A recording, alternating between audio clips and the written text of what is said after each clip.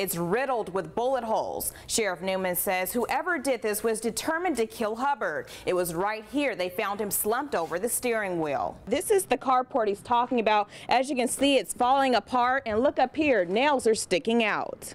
You may be wondering why I'm holding my nose. Well, you probably would be too if you were standing over dead fish that neighbors say has been here for at least a week. It's been raining on and off in southeast Texas. Fortunately, this has not stopped people from voting. As a matter of fact, people here at Rogers Park are still coming in before the polls close at 7. Shelter, I'm here right off of Hampshire Road, not far from where yesterday's major accident took place. One officer was injured during an attempted early morning traffic stop in Beaumont. This is the roof authorities believe George jumped off of or possibly slid down this pipe. How about the guy that was going like this? Pretty good. Hey. How about you, James? Chip Whiteman and his 5-year-old son Connor are looking for his phone charger.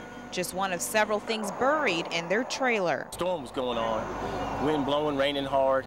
They were both in when a tornado violently slammed it over Wednesday morning. Thunder and the lightning was getting louder and louder and closer, and I was just worrying about it. I said, man, that lightning's getting ready to strike right on top of us. Seconds later, Whiteman says their home was lifted off the ground and fell on their car. Right when I grabbed him, he flew into my arms as we fell backwards and landed on a big pile of teddy bears. Amazingly, Connor slept through it all. What happened? I feel like a roller coaster ride. A ride they were able to make it off alive. The tornado had to have been bad because the pool, this is just separated out. Right up the road, Nancy McDermott not only suffered exterior damage to her home, but this tree was split in half. And I could hear a crashing noise, and like something hit the house, and I ran in the back into the closet. The town also experienced down power lines, and debris was scattered over fields, like this mangled trampoline, tin that blew off of barns, and shingles that ripped off of rooftops. A doghouse was also ripped off of its foundation and thrown a couple of feet. But through it all, Chip and Connor are just lucky to be alive.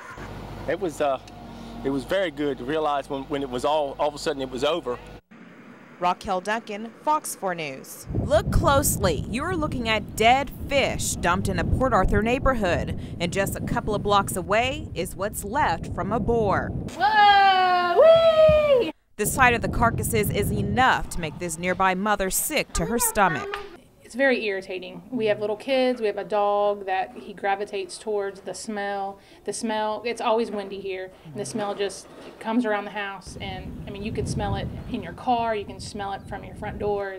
It's pretty gross. You may be wondering why I'm holding my nose. Well, you probably would be too if you were standing over dead fish that neighbors say has been here for at least a week in their subdivision. It's disgusting. You know, fish that's been cleaned and dumped, that don't smell too good. And the problems don't end there. We can't let our tractors hit that. You know, we'll sling glass everywhere. Jefferson County Commissioner Brent Weaver says illegal dumping throughout the county is getting out of hand. This type of debris on the county right-of-ways and alongside the road delays our mowers. You know, not only is it a health hazard in some of the situations, but, you know, it can block drainage. From sofas to bags of debris to just plain trash, Weaver says dumping in the county is not only against the law, but a burden on taxpayers. A lot of this originates from citizen complaining. You know, they live out in rural areas. They don't like to see their areas being trashed up. Weaver suggests taking unwanted debris at your city's landfill.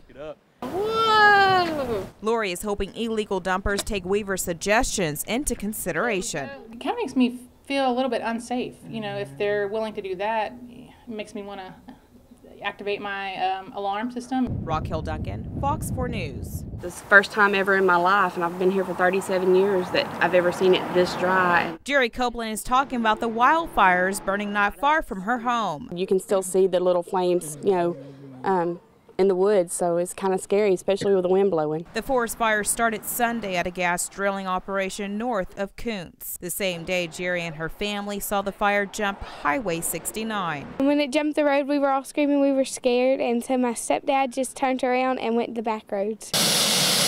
Today, crews are out maintaining the contained fires, making sure it doesn't escape. The fire has burned almost 600 acres. Even though the fire is contained, there's a lot of wood out here still smoldering and burning. No structures have been damaged as a result of the blaze, but this cemetery wasn't so lucky. This historical cemetery right off of Highway 69 burned in the fire. It's a cemetery some didn't know existed, and several of these headstones date back to the 1800s. It's very, very sad. Partially because it's not cleaned up, that if you didn't know it's there, you would not see it. As the fire continues to burn, firefighters are expected to monitor the area for the next several days. I'm hoping that it comes a big storm tonight and rains, and we get enough rain that it puts it all out. Raquel, Duncan, Fox 4 News. Ooh, look at that. What color is that? 4-year-old Kamari plays with his parents and brother. That's a falcon. Quality time his parents appreciate, especially after what they're calling a close call at a Beaumont daycare Thursday. It makes me sad that people that are supposedly in charge of my children, that are adults, would do something so sloppy. Lucas says her son was left on one of the daycare vans at Learning Tree Daycare. She says the van driver was supposed to take Kamari to school, but he never made it. Adults can really speak for themselves, but a child really can't. And that was my concern. The owner of Learning Tree Daycare says Makari was only left on the daycare van 15 to 20 minutes, but the 4-year-old's mother believes it was much longer. Texas is hot. Even sometimes in the winter, it's hot. And you get a child in a vehicle that's closed up, anything could happen. The daycare owner says the 4-year-old fell asleep in the van. The driver was filling in for the driver who usually drops the kids off at school.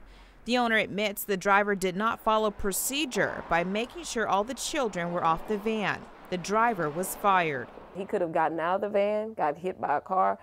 Concord is a busy, busy street. That intersection is right up the street. That would have been a nightmare for me. They race your mama.